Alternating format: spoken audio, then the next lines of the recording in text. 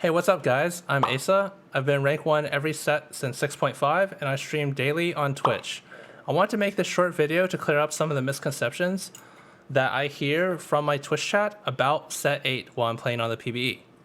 The first misconception is a lot of people play League of Legends and they think the units do what they do in League of Legends. So Riot always mixes it up a little bit. For example, in 7.5, while in Summoner's Rift, Jace was a full AD champion.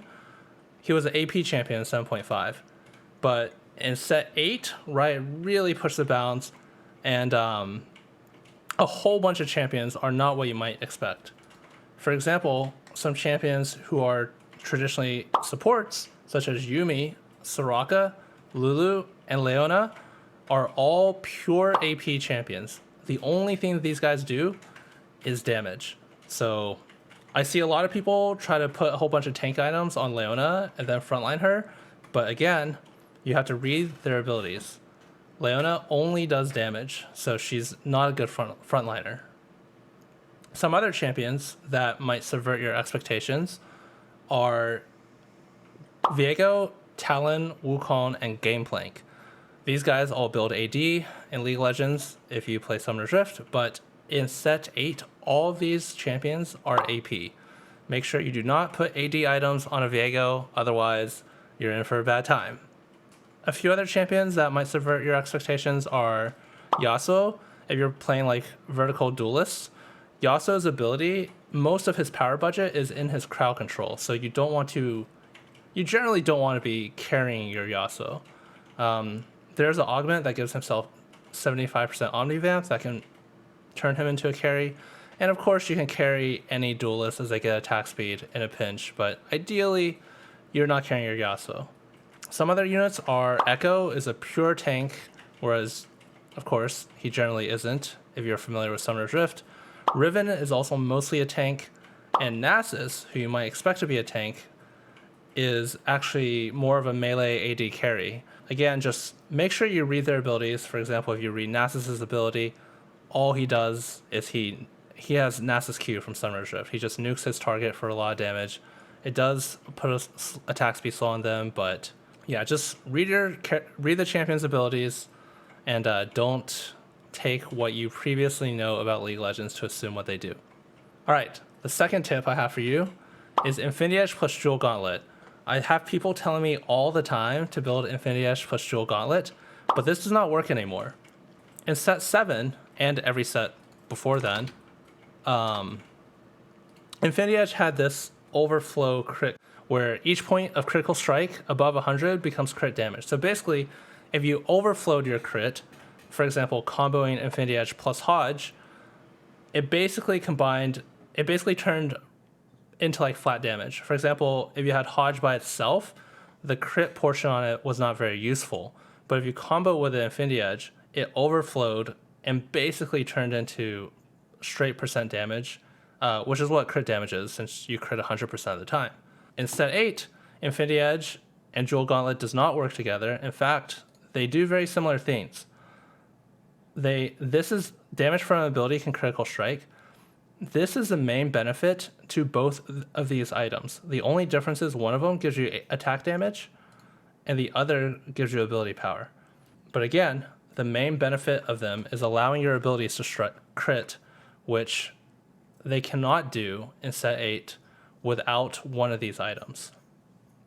So you don't want to build both of them together because, again, most of the power budget of either one of these items is allowing your ability to crit. Again, if you have Jewel Lotus, same thing. You want to avoid building Infinity Edge or Jewel Gauntlet. Real quick, I want to talk about Jewel Gauntlet versus Deathcap as an alternative. How do you know which one to build? Well, Deathcap is a lot better if you don't have any items. For example, if you have absolutely 0 items and no synergies or anything active, it will increase your spell damage straight up by 65% because it'll go from 100 to 165. However, if you have a whole bunch already, then the crit multiplier on Jewel Gauntlet becomes better. So hypothetically, just imagine you had 1,000 AP. Going from 1,000 to 1,065 is not that much, but if you add the ability to crit and it gets that multiplier to do 1.4 times damage, then that's a lot more useful. So basically, I'm not going to go into the details of the exact math. It's not super hard to figure out, but basically the more AP you have, the more valuable Jewel Gauntlet is, and the less AP you have, the less valuable multipliers like this are. All right, third tip is going to be a little more in depth. I want to talk about positioning around several key units in this set. First of all, let's start from the beginning. So Talon being a 1 cost, to position around Talon, you put a bait unit in the corner. Talon will target the farthest unit from the center of the board. Let's go ahead and read the ability, right? Furthest unit from the center of the board. So a lot of people by default will put their carry in the corner, but then if your opponent has a stacked Talon, that means your carry will be the first to die. So yeah, do not do that. You can just put your carry next to it. For example, if you're playing like Vayne, like a 3-item Vayne plus like an Ashe as like a recon bot, you put the Ashe in the corner. Very simple.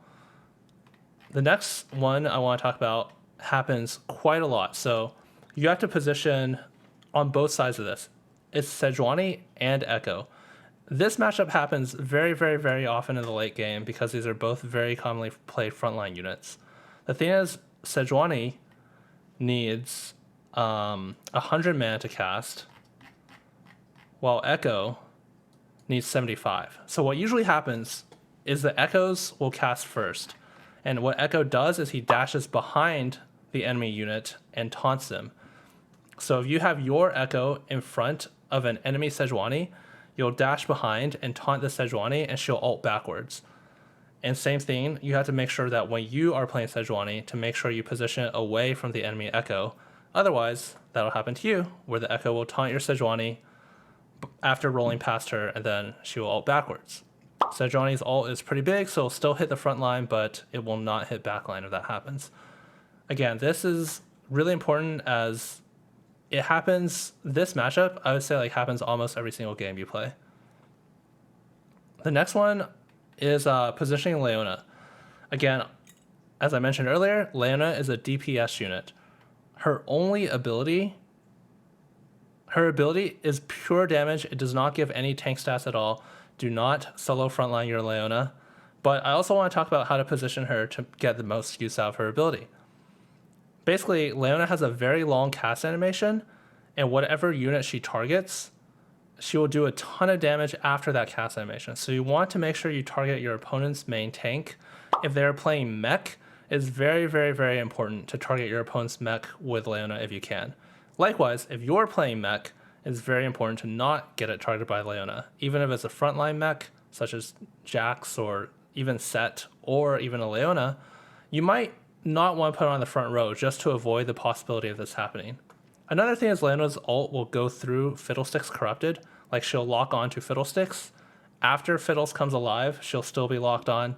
So you don't want your Fiddle getting targeted by enemy Leona most of the time. And again, like if your opponent frontlines a Fiddle with a lot of items, you can put your Leona in front of it and it'll kill it very quickly after it comes alive. Another unit I want to talk about positioning is Janna.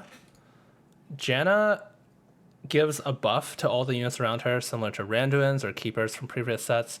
I see a lot of people clumping their entire board around Janna to get the buff, which is pretty intuitive and feels natural to do. However, it's really bad in set 8 because of how much AoE there is. Again, if you're playing Janna, it's usually late game, so we just look at these late game units. How many of them punish clumping? Aurelion Soul punishes clumping, Ekko, Misfortune, Sejuani, Set a little bit. You don't really care that much if he punches your whole team, but again, you would prefer not to. Talia, Viego's AoE, Aphelios if he has his AoE stun, Fiddlesticks, AoE, enemy Janna AoE, Mordekaiser, mostly AoE, Urgot, Syndra, also AoE. So by the time you're playing Janna, it's late game. You generally do not want to clump your entire team around her. Otherwise, all of these units, if your opponents are playing them, will get additional value against your team. And, like the extra health shield is usually just not worth it. The last two units I want to talk about real quickly is Urgot. Urgot does a tidal wave in front of him, so you just want to position him in front of the enemy carry. whichever unit you care most about getting CC'd. And the other one is Fiddlesticks. A lot of people ask me whether to put Fiddle frontline or backline. It's not super intuitive, but basically if you frontline him, he has kind of a built-in Edge of Night effect where he will always cast and AoE fear the largest clump. So if you are not relying on Fiddlesticks for your damage, for example, if you have like a 3-item Aphelios 2, you also have like a Mordekaiser 2, I think frontline Fiddle is very good because him getting that AoE CC off as early as possible is a lot more useful than you're not relying on him to solo carry. However, if your team doesn't have a lot of damage and you have like 3 items on your Fiddle and he is your main source of damage, then it might be better to put him a little bit closer to the back so he gets a chance to benefit from that corrupted trait where he gains ability power when his allies die. That's going to wrap it up for this video. Again, I'm streaming every single day on Twitch at AesahTFT. Come check it out and make sure you like and subscribe if you enjoy the content. Thank you.